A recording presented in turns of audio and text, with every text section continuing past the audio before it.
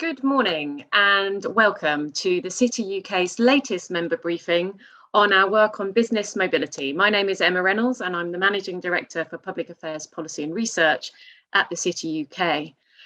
Today we're going to be discussing some award-winning work that we have done on improving business mobility in both the post-Brexit and hopefully post-pandemic context that we find ourselves in.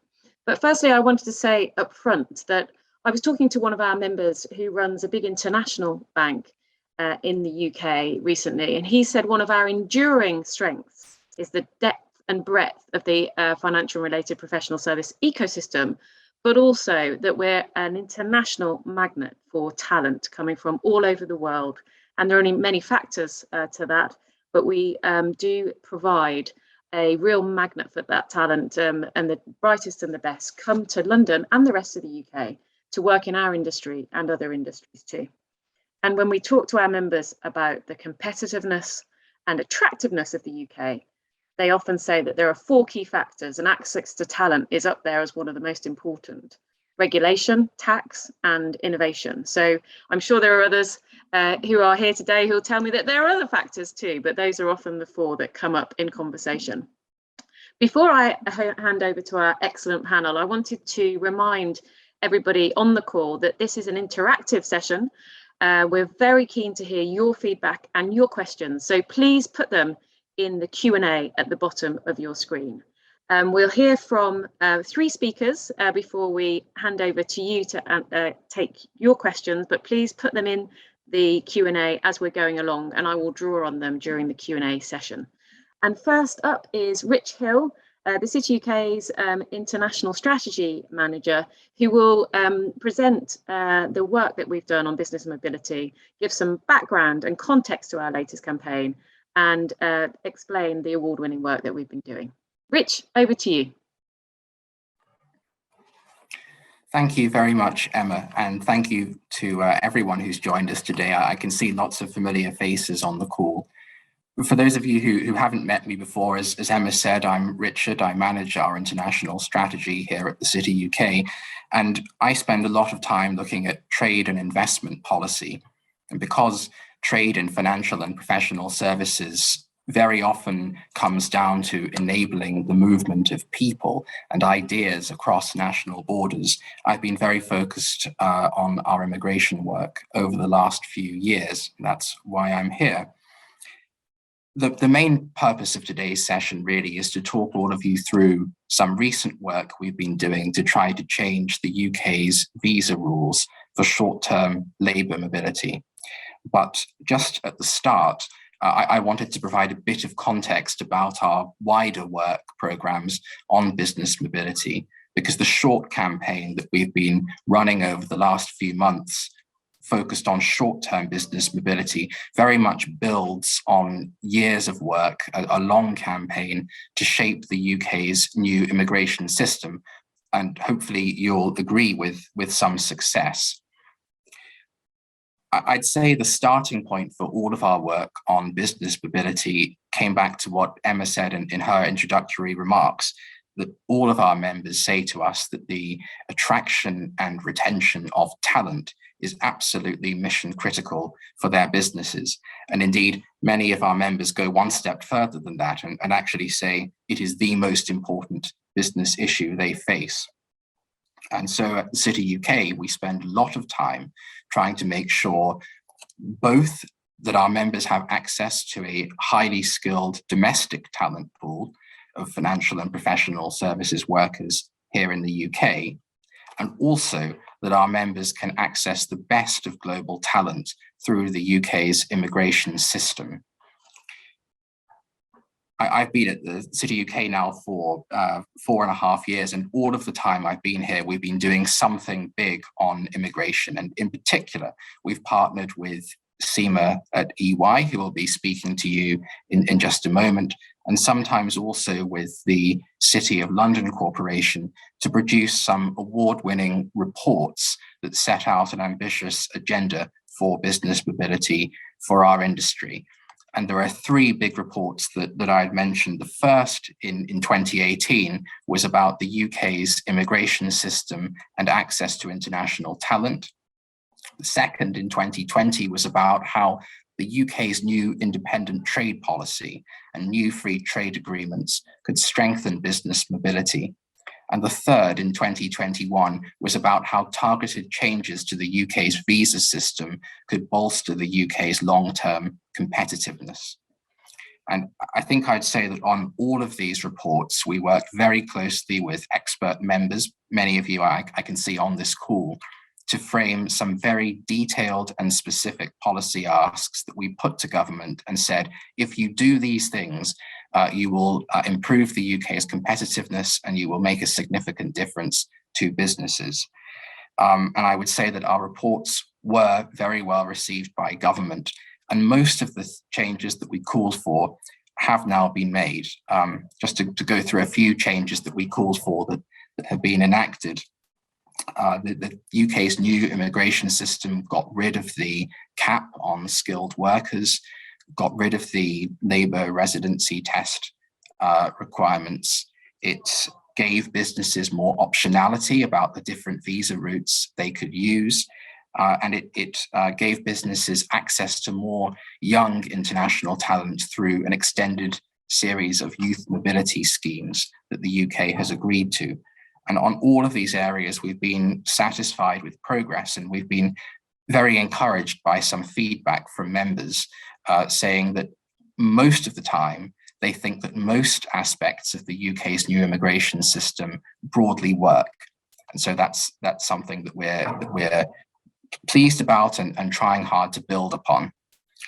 And I'd say the one big area that we're still trying to improve, the big tough nut that we've yet to crack, is to change the UK's short-term mobility system, because this is the area that members consistently tell us they find most difficult to navigate within the UK's visa system, that even although many of the other problems they faced have been resolved, on this particular issue, there are still problems. And I think it's also fair to say that until recently, this was one area where there was more political resistance to changing the UK's visa system and to implementing the reforms that industry wanted. We've been calling for change for some years, but it's taken us a bit longer to put together a coalition that might support change.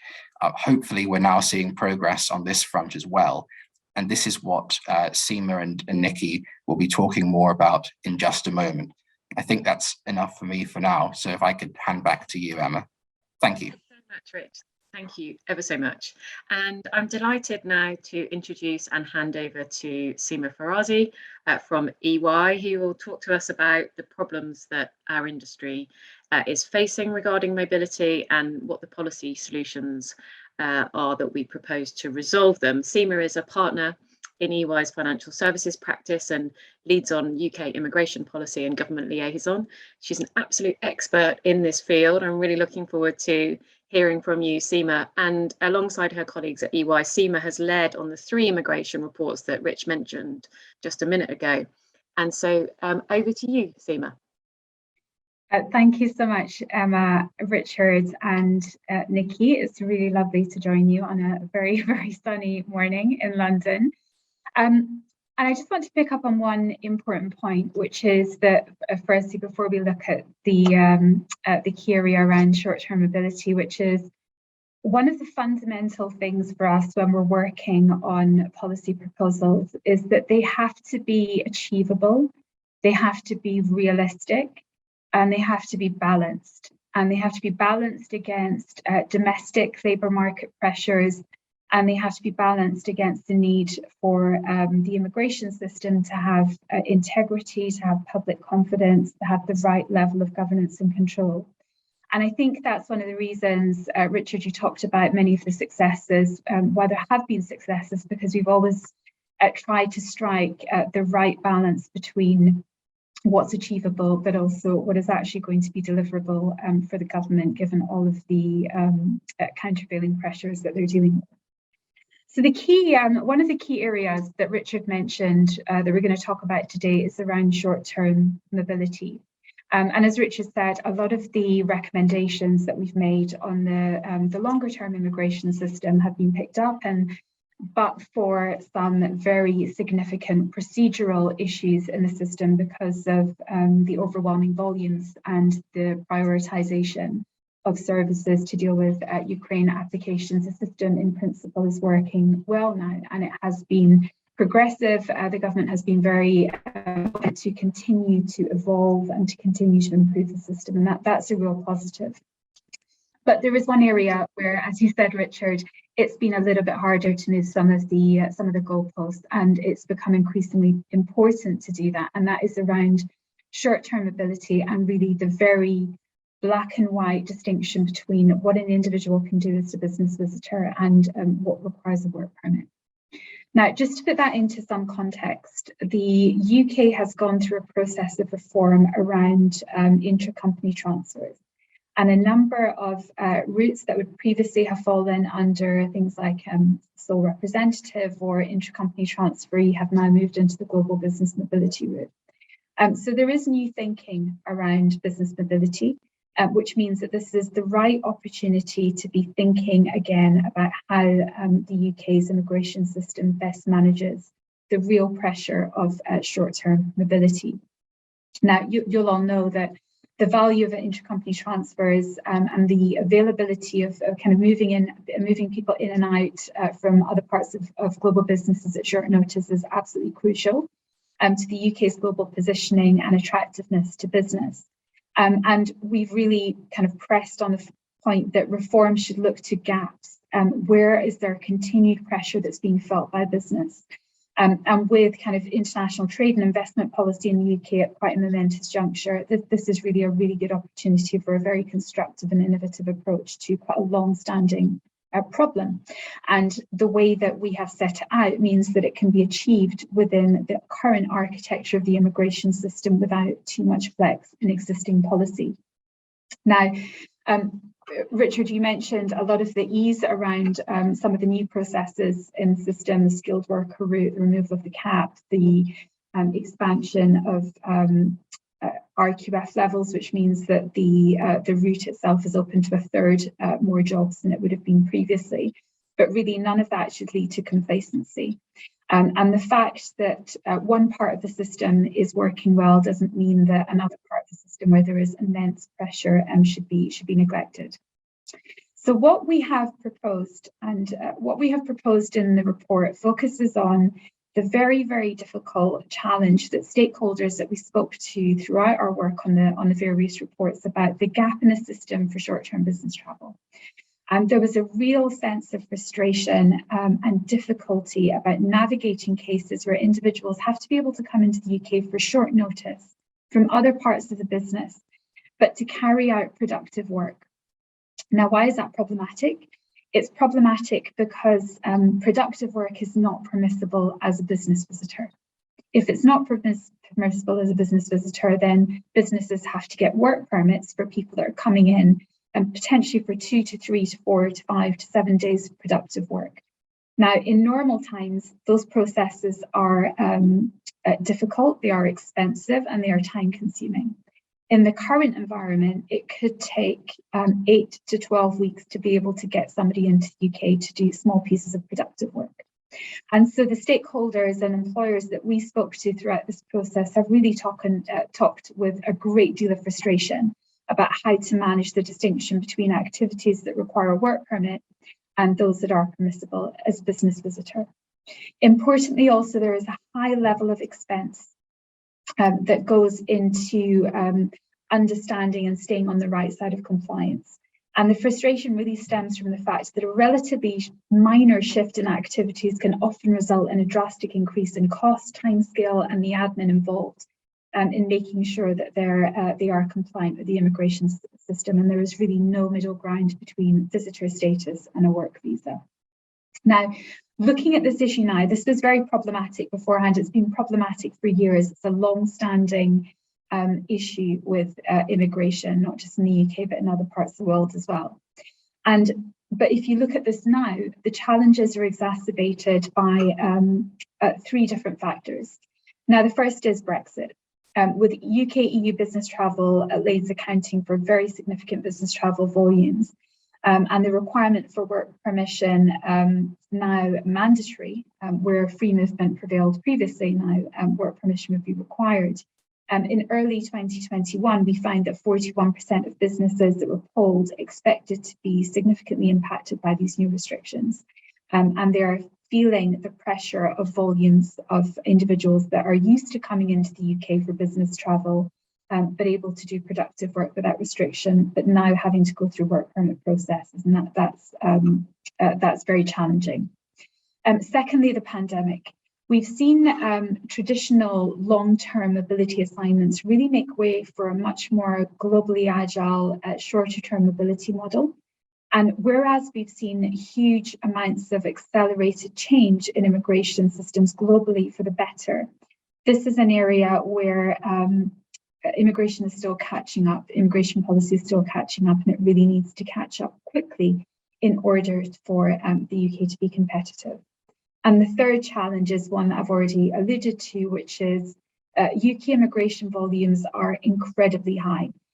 They are in the skilled worker category, which is the standard kind of work permit category. They are now at close to 60% over 2019 levels.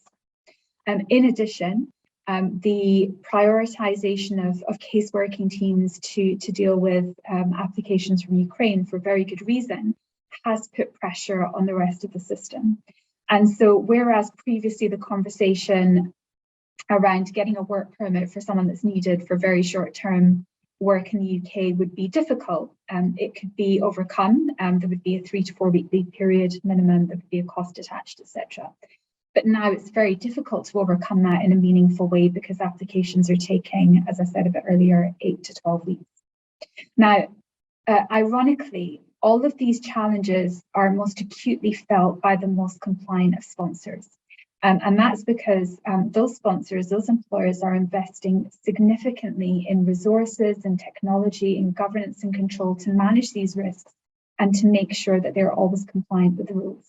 And that's not the way that an immigration system should work. It's the most compliant who should have the easiest pathway, and it's the less compliant who should be at the sharpest end of it. And that's not the way the system is operating at the moment.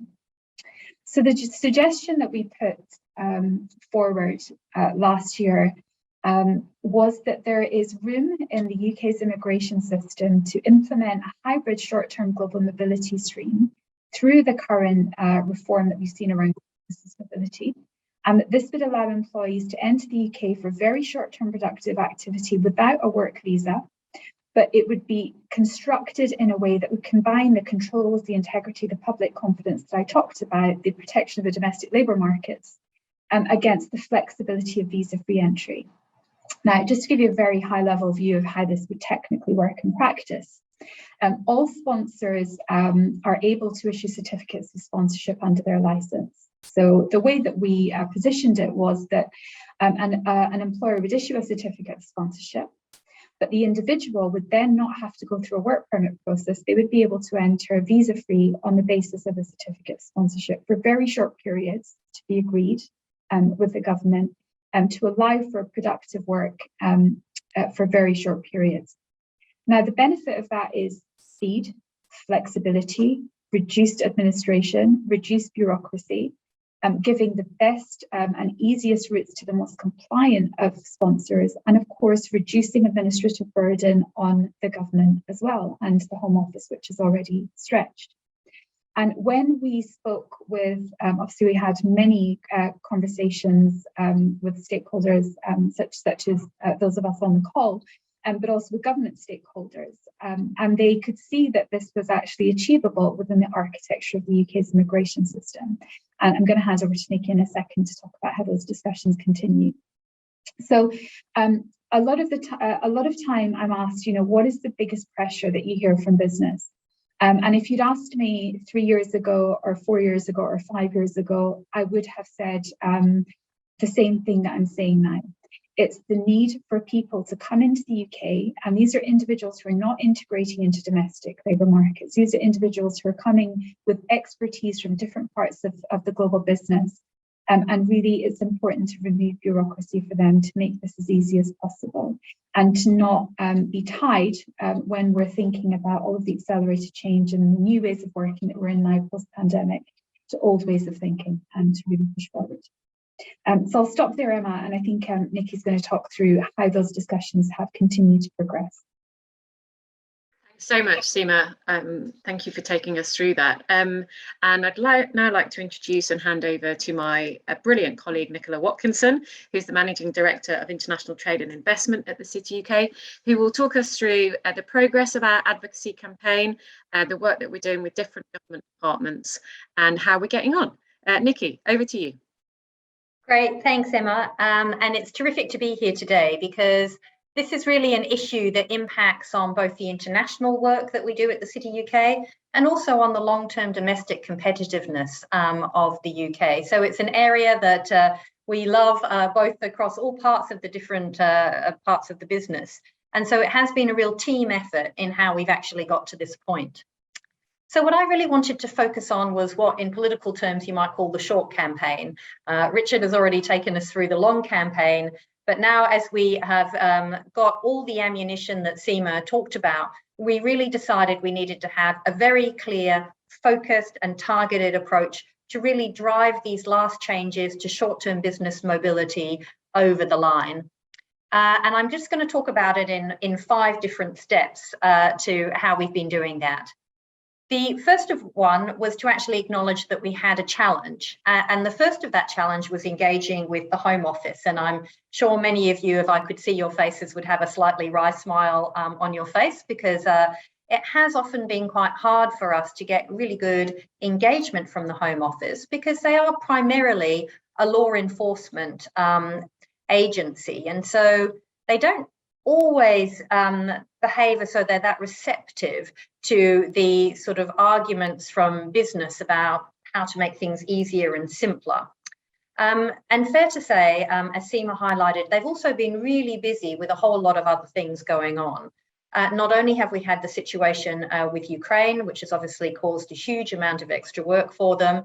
On top of that, they've got the situation with Afghanistan that they're still managing, and with Hong Kong, and of course the Rwanda issue as well. So fair to say we haven't always been top of their agenda, and we needed to think about then, if we were going to influence them, how were we going to do that? So step 2 was we decided we really needed some help from some of the other economic agencies within Whitehall, and hopefully someone from a central agency that had the power to really engage with groups like the Home Office. So we were very lucky to be able to work closely with the Treasury, and we really got them quite interested in how the issue of mobility would impact on the financial services sector. And part of that came around because we were lucky enough to have the Migration Advisory Committee for the UK, which is the official advisor to government on immigration issues, endorse the proposed solutions that Seema just talked about. And when we got that signal, that gave us a really good opportunity to engage with HMT and get them to look at this as a sort of an impacting issue for our industry. And based on some broad support that they had from the Chancellor on this issue, they then agreed to be able to undertake a interdepartmental consultation to try and understand more about this issue. So that was a great first step in this campaign. So step 3 then was to work really closely with Treasury in order to manage that review process. What came up early in that was they felt they needed more evidence in order to be able to understand what the size of the problem was, what the costs were to business, and what the impact of all of this was on business effectiveness and efficiency. So we undertook a range of one-on-one interviews with many of the people on this call and a wide range of others to understand what were some of the unintended consequences that the current category of business visitor visa and what it allowed and didn't allow. What implications was that having for business, and why was it driving so many businesses down the intra-company transfer visa route? So we started to be able to create a whole range of user case studies. And once we had those together, what we did is we held a workshop together with Treasury, BEIS and the Home Office, at which all our members joined, and we presented those case studies to them so they could hear in real time all of the issues that the companies were facing. And following that, we then produced what we call an explainer. It's basically just a 1 to 2 page document which outlines the issues, some examples of the issues, and then the solutions that we would like to see for that. So step 4 was, now that we had all the evidence that we needed and we had our explainer ready to go, we started a really targeted campaign. We obviously spoke to all the officials that you would expect us to speak to. That was the people at HMT, at head office, at BEIS, at DIT, at DCMS, at Ministry of Justice, and also at SCDO. So we were covering all our bases to make sure across Whitehall there was a broad recognition of what we were trying to achieve, why, and how it would be implemented with the least possible pain. Then we actually looked at a set of key influencers who we thought could really help to make the difference to us. And we did that by really mapping who we thought would be able to get into the ear of the of Priti Patel and the colleagues at Home Office in order to make these changes. So the kind of people we targeted then for one-on-one engagement were people like the chair of the Migration APPG, the vice chair of the UK European Parliamentary Assembly, the Home Office Select Committee, the Shadow Immigration Minister, the Home Office Special Advisor, all of these people who we gave individual briefings for and talk through these specific examples that we had. We also then did a wider campaign where we worked with groups like the CBI, who run a Trade and Services Council, and we sent out our explainer through them to all the other service industries that we thought would be experiencing similar problems. We went also through the PBSC, the Professional and Businesses Service Council, which we also sit on, shared the explainer with them, asked them to spread it through their network as well. And all through this, we've worked very closely with the City of London Corporation, who are our great allies in all of this work as well. And they've helped with extra follow-up work. So when HMT asked if there was any way we could help to quantify some of the size of the issue, they've helped to run a survey, for example, to try and collect that data for us. So now we're at step 5. And basically, from all the feedback that we've been getting, we're quite hopeful that at least some initial changes will be able to be made in autumn. Of course, the current political situation may compromise that, but we're still quite hopeful that we can get at least some of these changes through in the autumn session, and some further review work that would be undertaken then in spring. But until this is over the line, as we all know, nothing is done until it's actually agreed. So we would really love people on this call and people involved in looking at these issues to use this explainer that we've developed to share it with stakeholders and other players that you may be talking to across government and at the political level, and keep reinforcing the need to fix some of these unintended consequences that we're experiencing around the short-term business visitor visa, and how we think it can be easily resolved without the need for legislation, and make a real difference to the way in which business is able to perform here in the UK and our attractiveness as an international financial centre. So what I'm going to do now is just hand back to Emma so we can start to open up for any questions that you may have. Emma, back to you. Thanks so much. And if I could welcome Seema and Richard back to the screen as well, and encourage our members to put any feedback, comments or questions in the Q&A at the bottom of your screen. Thank you so much for such rich presentations. My first question is a very practical one, and a couple of you have already mentioned this. The Home Office is obviously pretty busy, always is a busy department, not known for its agility, I have to say. Having been an MP for 10 years, didn't find it particularly agile. We need it to be more agile. It's not doing a bad job, as we've said. There's some reforms that it's taken forward that have been very useful, but as Seema pointed out, Brexit has brought big challenges with obviously the loss of free movement. I just wondered whether you could say, maybe Nikki, coming to you, a little bit more about where we think the Home Office is. They've got the Ukrainian crisis, they've got a crisis with many Afghan refugees still stuck in hotels across the country. Where is this in their list of priorities? And I would imagine the answer to this is yes, but I think we're pretty flexible, are we not, on what the solution is, as long as it meets our needs. So even if they were to go about this in a slightly different way. Over to you. Yeah, and Emma, that's a great point. And I think, the first thing I'd say is, yes, they're very busy. And when we speak to the Home Office, they tell us they're not short of really big issues that they're trying to tackle at the moment. So what we've tried to do through this work is to make it as simple and easy to implement the changes as possible. So none of this requires major legislative change. These are, as I think Seema put it, administrative tweaks that they can make. And there's different pathways in which they could get to the same outcome. So for example, they could choose to just change some of the definitions of what you can and can't do under a business visitor visa. That would be terrific. That would be another pathway. So we don't really mind. Obviously, it's their department. It's up to them about how they make it easier and more transparent and more efficient for businesses to get the short-term business mobility moving again.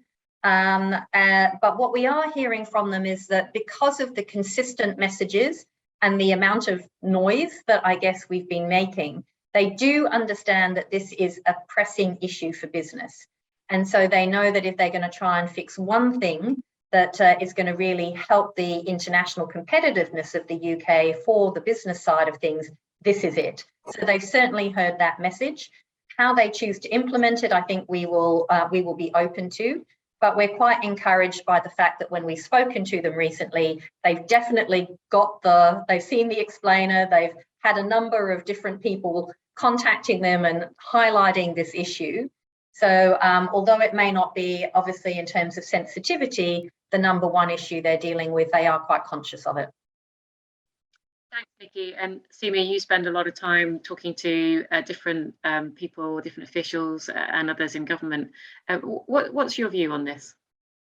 I completely agree with everything that Nikki's just said. And I just wanted to challenge in your question, about the Home Office not showing agility, because one thing that they have shown throughout the pandemic is where there is a will, there is absolute 100% ability to be as agile as they need to be. And that's fantastic. And it has reset expectations around what's possible.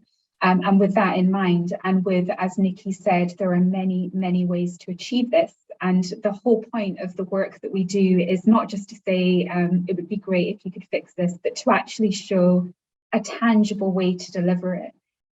I feel confident that there is nothing that should block progress. The other thing to bear in mind, of course, is that the key thing from the Home Office perspective is the balance, right? So it's the public confidence, the integrity. And there are other things happening. We said that the proposal very much fits within the architecture of the immigration system, but it also fits with the direction of travel of that architecture. So if you look at things like the UK's move towards smart borders and kind of pre-clearance, which is picking up all of the kind of security and public trust issues around pre-entry, all of that makes this proposal a lot easier to deliver than it might have been a few years ago. So I'm very encouraged that that the direction of travel is good. And I'm very encouraged that the timing is really, really good for us, because the Home Office have shown that they can be as agile as they have the will to be. Excellent. Well, that's very encouraging to hear, and challenging my stereotype of the Home Office is a good thing on a Thursday morning. Happy to be challenged on that. Rich, have you got any comments on this aspect? No, I'd agree with what people said. I think that over the last 6 months or so, I would say we've noticed a softening of the Home Office position on this issue, perhaps. We're certainly not faced with outright opposition. There are the capacity constraints, administrative issues, but we are impressed by their eagerness increasingly to listen to business concerns on the topic. Brilliant. And just a quick follow-up. Obviously, the main bits of government that we liaise with are both HM Treasury and the BEIS department. Are we deploying them in our campaign? If I could just briefly pick up on that, Emma, absolutely. I think when we started talking to Treasury at the beginning of this short campaign, as Nikki put it, they really impressed on us something that we already knew, that it would be vital to get every possible department behind our call for a change to the system. Treasury is sort of leading the way in organising this cross-government review of mobility, but they need the support of BEIS, of the Ministry of Justice, the Department of Trade, of the Foreign Office, every relevant department, because that way everyone with an interest in the UK having a competitive immigration system can champion this cause around the cabinet table and really put the case to the Home Office. So that's what we've been doing. We've been continually engaging with all of the different departments and trying to build that coalition, and sometimes trying to bring in departments into the cause who maybe didn't really see this as one of their issues. I think the Foreign Office would be an example of that. They weren't involved in the initial cross-government review, but we urged them to pay attention to it, to speak to Treasury about it, to input, because of course many of the embassies are struggling to get visas for people who need to come to the UK for diplomatic reasons or as part of Foreign Office campaigns. So they also have an interest, and we wanted to make sure they expressed it.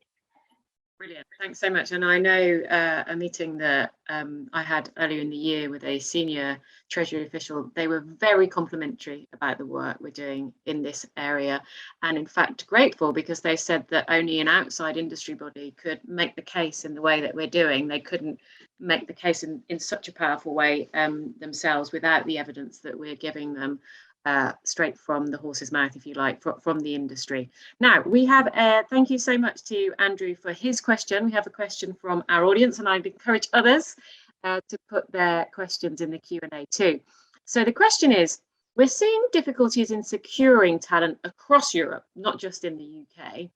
How do international perceptions of ease of mobility into the UK compare to our EU peers? Who'd like to take that one? Nikki, do you want to jump in? I might start, and then I'm sure that others will want to join. I think one of the challenges that many of the members have highlighted in terms of their engagement with Europe is just the fragmentation of different approaches. That there's not one unified approach across all the different markets. They've got different timeframes for awarding visas. They've just got a whole range of different processes in place. So I think the frustration for UK businesses sending teams into Europe has been just understanding the specific issues that each different market puts into play. And I think that is also then creating some complications for people. I don't know, Rich or Seema, if you'd like to add to that. Yeah, if I may, Nikki. So, I mean, when you're talking about ease of movement and securing talent, there are kind of three lenses through which you look at it, right? So, accessibility and process, cost, and timeline. And those are the kind of key things that you need to sort of benchmark. And so we generally kind of heat map the UK against global competitors to see how it's performing. And at one given point in time, cost is a real pressure in the UK system compared to others globally. But when the UK system is working the way it was kind of pre the war in Ukraine, then from a timeline perspective, it looks favourable to other places. So it really depends on what is the particular pressure point. I think one important point to raise as well in terms of securing talent, the securing talent point, is the need to recognise that there are talent shortages, and the need to recognise that it is very important to be addressing this proactively. And that's something that we are seeing across the EU with various talent partnerships that they're putting in place, and mobility talent partnerships, to ensure that the flow of talent is there and it's directed at areas where they're expecting to see shortfalls. And that's one area where again, we've talked about it in earlier reports, the idea of kind of mobility programs, youth mobility programs to ensure that continued flow of talent is critical. And interestingly, when the first white paper came out around what the post-Brexit immigration landscape would look like, the one thing that was in that report that has not actually manifested was that there would be a UK-EU youth mobility partnership scheme. And that hasn't happened. It was kind of pulled from later versions of the paper and it was deprioritised. But actually, if you look at how those talent flows work and you look at how that talent flows into different parts of the economy, some of the challenges that we've seen may not have materialised in to the extent that we've seen them have that been in place. So that would be something apart from what we're talking about today, where tangible measures could be taken to build the talent pipeline. And Seema, given your expertise in this area, could I ask you, Andrew asked about the EU, but I'd be really interested in hearing your reflections on how the UK compares to non-European peers. I'm thinking the United States or some of the leading international financial centres in Asia. But what's our mobility schemes? How do they stand up to some of those other international comparisons? So again, you go back to those three things. What does the cost look like? What does the timeline look like? How much administration is required in the process?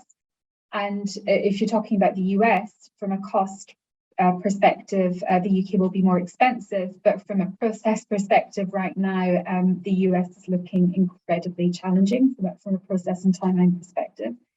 But this is where, we get back to the point around looking at things a bit differently now post-pandemic. And there was an article that was published I think it was last week now, talking about competition for talent actually coming from outside of what we might consider traditional FS competitive hubs. And it talked about the movement of hedge funds, it talked about the movement of others in the sector to places like the UAE, where they have literally ripped up the rule book and introduced maximum flexibility. So I think if we look at it against traditional hubs, competitive hubs, there are some areas where the UK will do better. There are some areas where the UK will do worse. I think in most cases on cost, the UK probably has the heaviest cost. But it's not going to be. We need to keep our eyes open on all types of competition, and we're certainly seeing increasing competition from what we might consider kind of non-traditional FS hubs, and we're actually seeing movement into those locations because of ease of process. Right. So yeah, the competition is coming from elsewhere too. Thanks, Seema, because that's not something perhaps that we would have assumed would be the case in terms of where the competition is coming from. Thank you so much. Richard, over to you. Thanks. I was just going to pick up on this point about benchmarking the UK's position against the other major financial centres, because this is something that we were very interested in keeping an eye on when we developed our international strategy. In which we sort of set out our key policy priorities, and we said, this is the change we want to see on business mobility. So, in this case, we wanted the rules around short-term mobility changed, and we said when we wanted the change by, where we targeted ideally Q4 this year, and who we needed to influence to get the change done. But at the end of this all, we were very interested in the question, well, what if we get what we want? How can we prove that it actually helps the UK? Where's the evidence for that? So what we've done is work together with the City of London Corporation to create this basket of external objective metrics about the UK's competitiveness. And we're tracking some figures from INSEAD on different countries' openness to international talent. And we're comparing the UK's position to, for example, the US position, to Singapore's position, to Hong Kong's position, to all of the other leading financial centres. And we're hoping that we can keep an eye on this data as it evolves over time and eventually be able to say, because we secured this change to the UK's system, we are now more competitive vis-a-vis those other centres. That's the goal. Wonderful. Thanks so much, Richard. That's really, really helpful. I look forward to seeing the outcome of that work. Seema, maybe I could ask you something that sort of goes beyond short-term mobility that you touched on in your presentation. If we look beyond the focus of the current campaign, what are the next big issues for banks, insurance companies, law firms, consultants when it comes to mobility? What you talked about the youth mobility and the disappointment that we had that wasn't contained within the agreement with the EU. What are the next things that we should be looking to once we, not that we've achieved it yet, but we're in good shape, once we've achieved the short-term mobility ask that we've been talking about and focusing on this session, what's next for us? So the first would be back to the youth mobility schemes. So even though it hasn't, we're not there yet, we can get there, and we think it's very important to prioritise that in negotiations. The second is, and these aren't necessarily in order, the second is what I'll call work anywhere. And again, it's something that we talked about in the report that we published with you last year. And this is the increasing pressure that all sectors, but particularly financial sectors and tech sectors, are coming under in order to be able to provide cross-border flexible working. And it's interestingly an area where, if you look at global immigration policy, there has been a lot of innovation. It's not perfect, but it's moving in a direction where we are seeing significant change in how immigration policymakers, what they think is the art of the possible around this. Now, of course, with work anywhere, it's not an immigration only issue. It impacts kind of tax, employment laws, social security, etc. So there isn't going to be a pure immigration answer to that, but it's a huge challenge. And the third is process. A system is only as good as it works in practice. And what has been demonstrated over the last few months is that when pressure comes onto the system, it really creates very, very difficult environments for businesses to operate within. So the move towards digitization, which we know the Home Office is focused on, the move towards automation, the move towards smart borders are absolutely fundamental, because all of these fantastic policies, these new routes, these new ways of securing talent will only work if they can be delivered in practice. And in order to kind of future-proof all of this, given what we've seen over the last 6 months to a year, that process of digitization, making it easier for employers, making it easier for people, doing things virtually as far as possible in terms of upload of documents, a lot of the very heavy lifting that goes into visa processes. That journey towards digitization is absolutely key, and we're definitely seeing that globally. That other global competitors are also on that journey, and some of them are fast tracking. Thank you, Seema. Nicola, Richard, would you like to come in on this question? What next? I don't really have much more to add beyond what Seema has said. I think, the other element perhaps is around some of the free trade agreement work that we're doing, and looking to make sure that we embed some of the mobility asks within our free trade agreements that we're in the process of negotiating. This really just helps to embed some of the access issues that we're really looking to support. And then certainly to say, the e-visas and those sorts of basic processes are still not in place with all our major trading partners, and they're areas that we would like to see more progress on, and we think there is the opportunity to do that with the right support behind it. Thank you. Richard? Just one area that we looked at in the past in some of our previous reports was how to make it easier for businesses to promote and upskill the international talent that they hire out of UK universities. Because at the moment, if you hire someone and then promote them, you need to apply for a whole new visa, and it's just quite complicated. And we know that the UK government is working hard to bring in more talented people from the world's top universities. And they recently announced some sort of super talented people visa, where people who are at the world's top 50 universities, as ranked by some chart, could very easily come to the UK. And that's great. And we want to see more of it.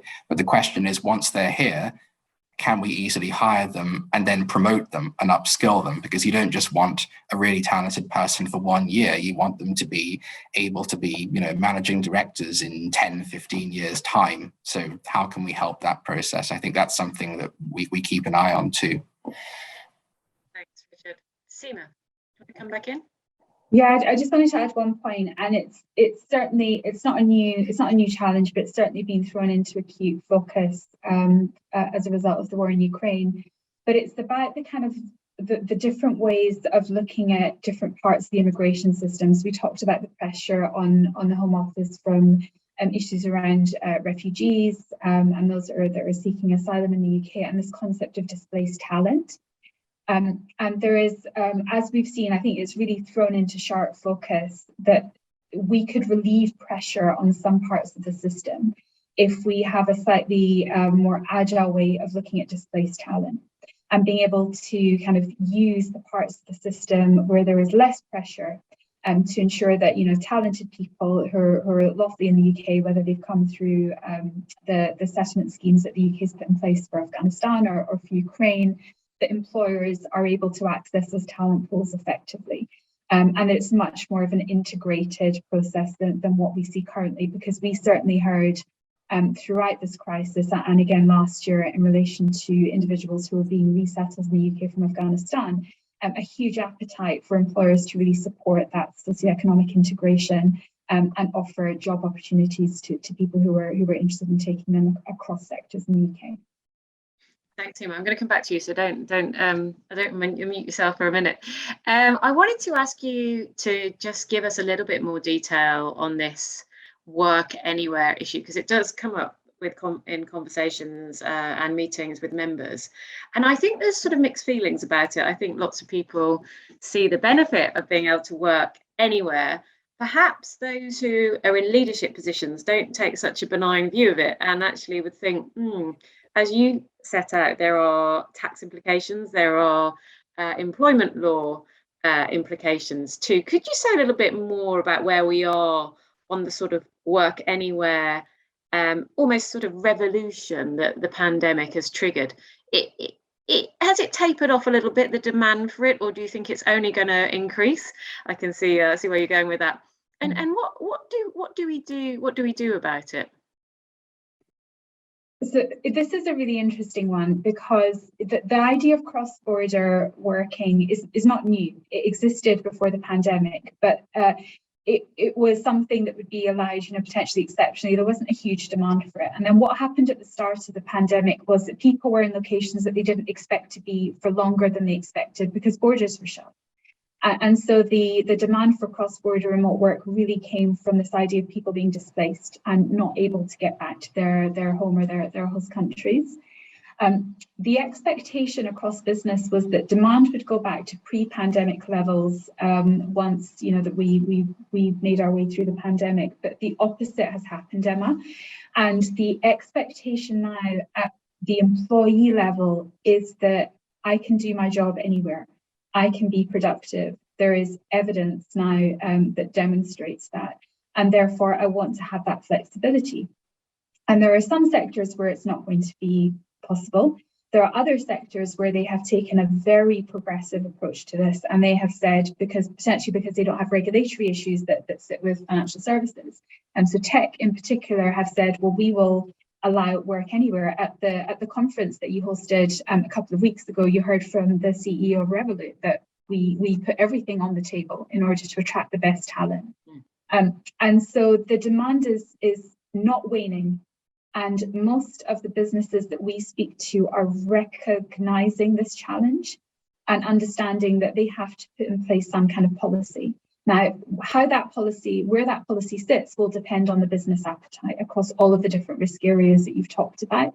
But we ran a Work Reimagined survey this year. We've been running it throughout the pandemic. And in the Work Reimagined survey that we ran in 2022, 43% of employees said that they would be looking for alternative employment in the next 12 months and that they would be willing to move on. And pay and reward were one of the key things that would trigger those decisions, but also the demand for flexibility. This expectation that employees have more control about how they work, they have more opportunity, We've talked about the gaps in the market. We know that 3% of EU jobs are unfilled, 11 million jobs in the US are unfilled. So it is an employees market, and we have seen that balance shift. So when you come back to the point about the irresistible force against what was an immovable object, the force is stronger and the object is moving. And you know, where it's going to land, we don't actually know yet, but we do know that how this has been managed previously is just not going to work going forward, and it will require very positive it's going to be multilateral conversations to actually change the landscape. Thanks so much. I think that's a really interesting point to bring this very, very rich discussion to an end. The way that we work, the impact of the pandemic, the impact of Brexit, the impact of some of the flows of people that we see around the world. We've discussed all of that and more, and indeed the impact on our industry. And I think we're making fantastic progress on the short-term mobility asks that we have with the agile home office that we now have in place. And I just wanted to thank our excellent panel. Thank you to Seema from EY and Nicola and Richard from the City UK for what has been a very wide-ranging and rich discussion, and has given us all lots of food for thought. So thanks so much, and thanks to everybody who logged into the call and who watches this online afterwards too. Thanks again.